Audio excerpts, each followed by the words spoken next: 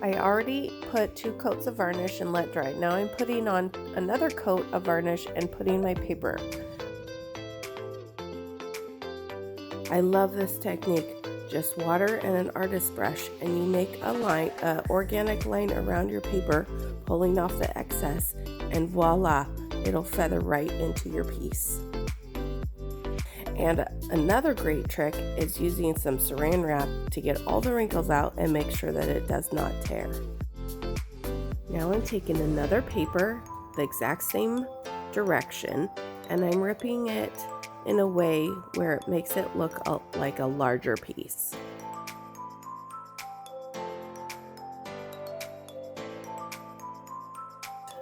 Here, I decided I wanted it to have more of a rusty part along the bottom. So I used a scrap piece that I had, and now I'm attaching it and ripping it again so it all looks like a cohesive side.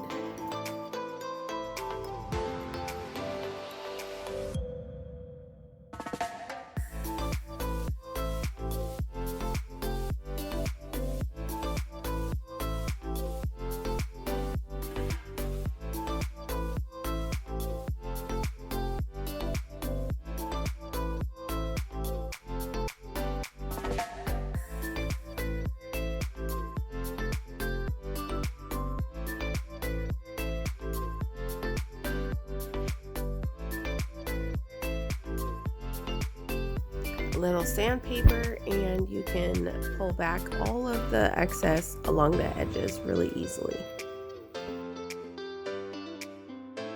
After it's dry, I always go back and use my parchment paper and my iron to make sure that I have almost all the wrinkles out as possible, because I know I'm going to put paint over it and I know that's going to wrinkle it up as I go. So I like to start with it as wrinkle-free as possible. To make it even more industrial, I decided to put rivets down the edges of all the sides. Wait till you see what we do next.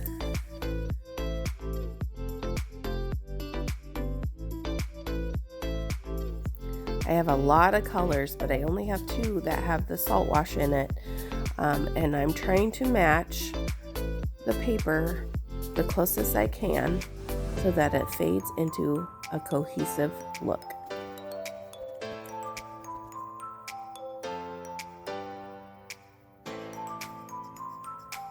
Now let's go to the other side.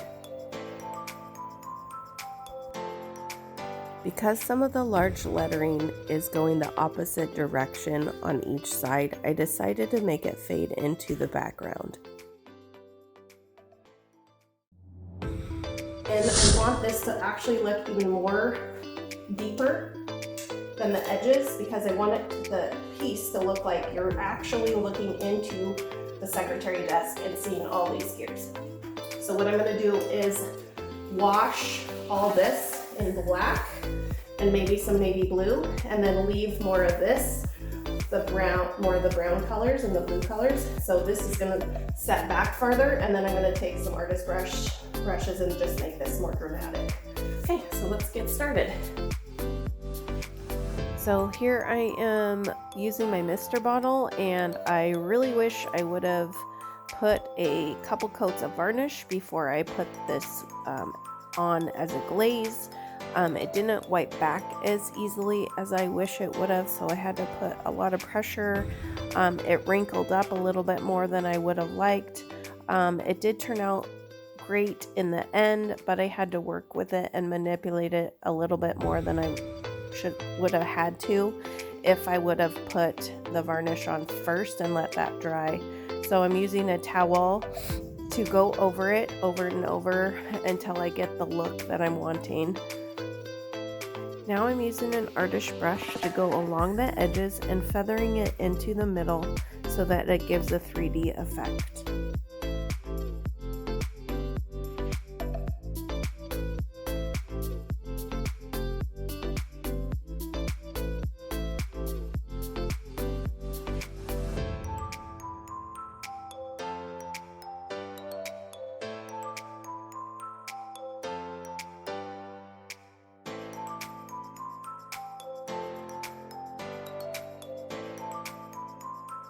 goal with decoupage paper is always to make it look like you can't tell what is paint.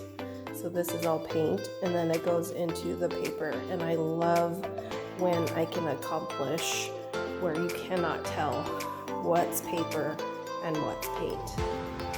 That's always the goal. This might be my favorite step because this is when it all comes together.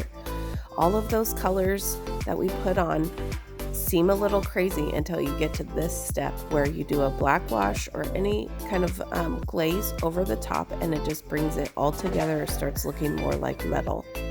I'm taking an artist brush, I'm doing drips, can't have rusty metal without having some drips, and I'm doing a black wash using the 1 hour enamel. I'm also making sure that the edge and the front all look like one piece. I'm adding some turquoise strips along the rivets to make it look like it goes into the paper, as well as making sure that it looks like a cohesive piece around the corner.